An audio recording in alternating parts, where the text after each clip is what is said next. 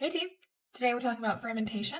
So, if you remember from Gen Bio, when you learn about cellular respiration, you do fermentation when you don't have an electron acceptor like oxygen because you can't go and do oxidative phosphorylation with your electron transport chain.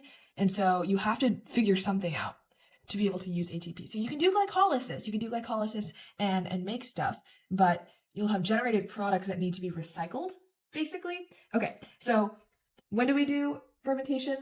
When microbes don't have access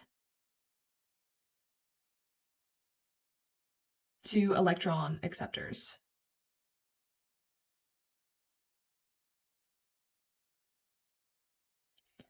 Because the electron transport chain is really powerful for generating ATP. So you have no electron transport chain, but you have to be able to regenerate certain items to be able to do glycolysis. So this is obviously less efficient because you're not able to process all of the energy that you get in like a molecule of glucose, right? So your carbon compounds aren't oxidized all the way to CO2. Because if you think about like glycolysis, you turn into pyruvates, but you don't go all the way to CO2. You don't have your citric acid cycle and then your oxidative phosphorylation. So there's a lot of energy that you could be breaking down that you just aren't because you have no way to pass the electrons on. So because of that, since it's less efficient, basically you have to use a lot more of your like energy rich molecules, like your carbon compounds. You have to use way more of them just for energy than for like growing, adding cell biomass. So you'll have a teeny bit of your carbon compounds going to cell biomass, but most of it is just being used for energy and broken down into fermentation products. So of the carbon atoms, most of it is going to be fermentation products. And since we cannot further oxidize them, they're just going to be exported as waste. But a small amount will be turned into cell biomass. So as cell biomass, we're using ATP to make compounds that are valuable for the cell, and that turns into ADP. But when we're making the fermentation products, that's how we make ATP.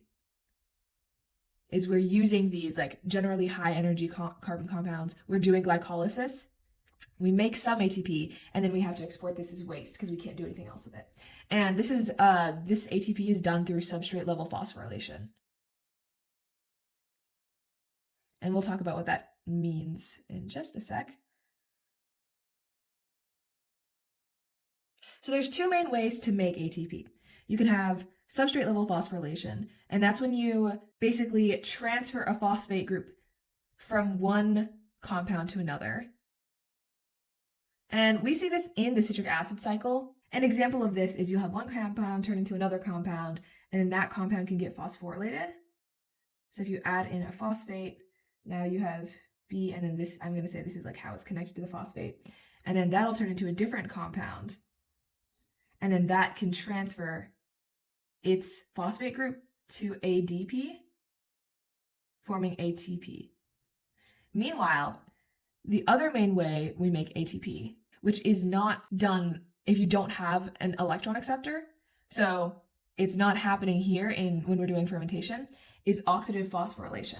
So we have substrate level phosphorylation where ATP gets phosphorylated from the substrate it's reacting with, or you can have oxidative phosphorylation. We use our membrane, which has like a strong proton gradient, to make ATP directly, like directly phosphorylating it. It's not passing down from one compound to another. It's just going using the proton motor force.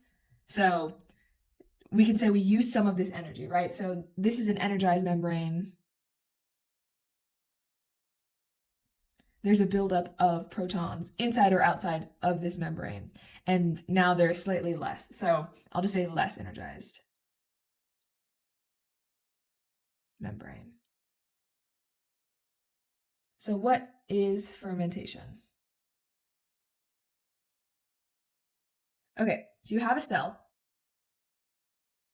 I'm going to draw it like this. And you import an organic compound. This is something like glucose that you can break down for energy. And by using NAD plus and turning it into NADH, we partially oxidize it. This turns it into an energy-rich intermediate. And since it's energy-rich, we are able to do substrate level phosphorylation of ATP.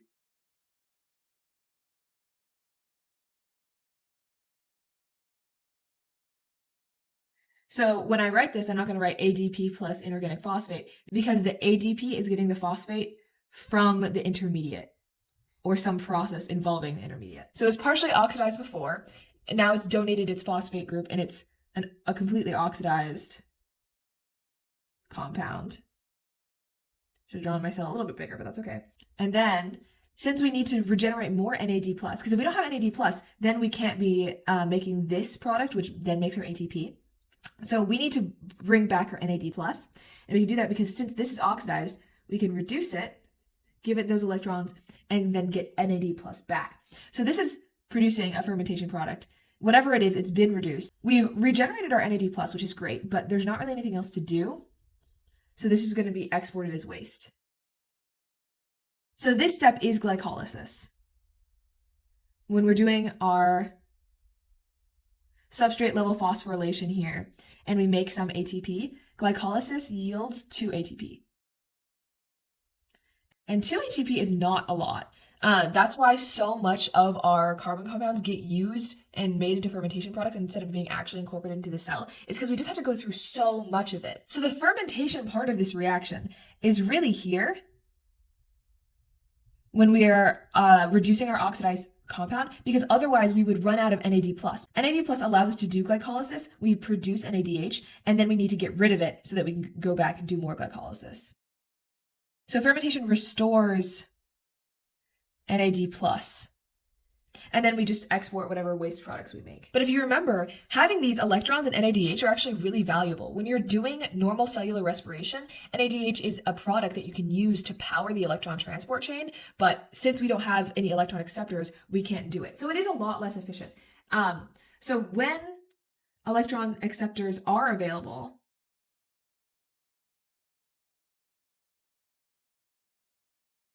NADH can donate electrons to power the proton motive force by donating it to the electron transport chain. And this is kind of a simplified diagram. Actually, we use ATP here to make this energy-rich compound. And that's how we're able to do substrate level phosphorylation later. The reason that glycolysis yields 2 ATP and also actually 2 NADH is because 2 ATP are used here per like glucose molecule, for example, and then 4 ADP and 4 ATP are yielded. And there's a bunch of different steps, and depending on what you're doing, it can be more complex, but this is the general idea. So we yield a net 2 ATP, but we have to put some in first, kind of an investment. And normally, obviously, if we were to have an electron acceptor, so if we were to do respiration,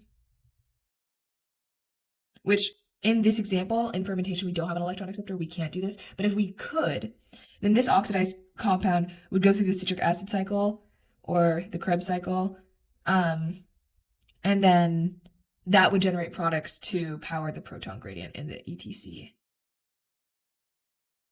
But obviously we can't be doing that. But I will say, since the citric acid cycle, which TCA actually stands for tricarboxylic acid cycle, not the citric acid cycle, the Krebs cycle makes a lot of important compounds for the cell. So even if we're not doing respiration, we'll still do parts of the citric acid cycle in fermentation microbes.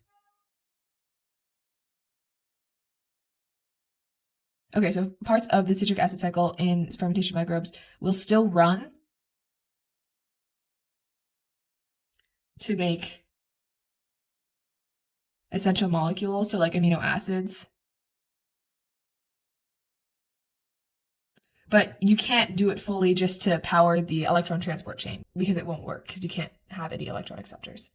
So we're using a lot of energy here because just doing glycolysis is not nearly as efficient as doing the electron transport chain and making ATP through the proton gradient. So what we'll notice, or what Pasteur noticed, Louis Pasteur, he's back, is he sealed a container. So no oxygen being able to use as an electron acceptor, and observed the effects on metabolism. What happened when he didn't let microbes have oxygen? Okay, so when Pasteur observed what happened, this is the point in which oxygen ran out of the cell. So once he sealed the container, it took a little bit of time. The cells were still using the oxygen that was there. So they replicated your typical exponential curve. Like if you were just look at this part, this would be pretty normal exponential growth. And it's using like a decent amount of glucose, but not much.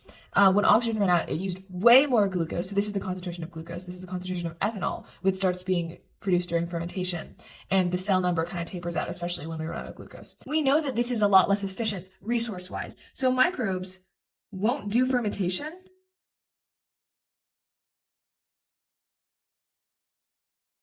until completely necessary.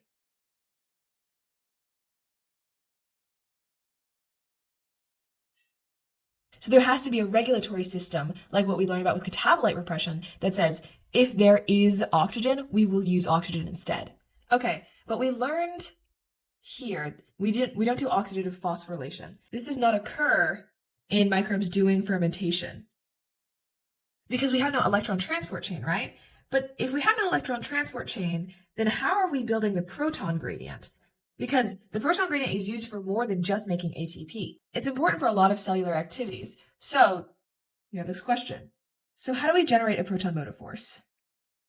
If we have an electron transport chain, it's pretty easy. With an electron acceptor,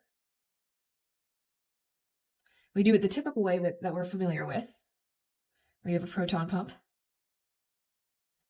and it will pump in a proton from, this is a highly acidic environment. There's lots of protons here, and there's less here. So it can pump in a proton against the gradient because you use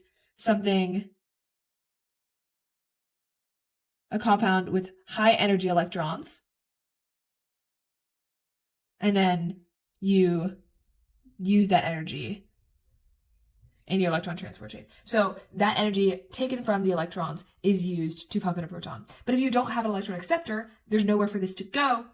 That's not going to work. So in microbes that do fermentation, they still need to generate that proton motive force, but they don't have an electron acceptor. So this is a normal proton pump, right?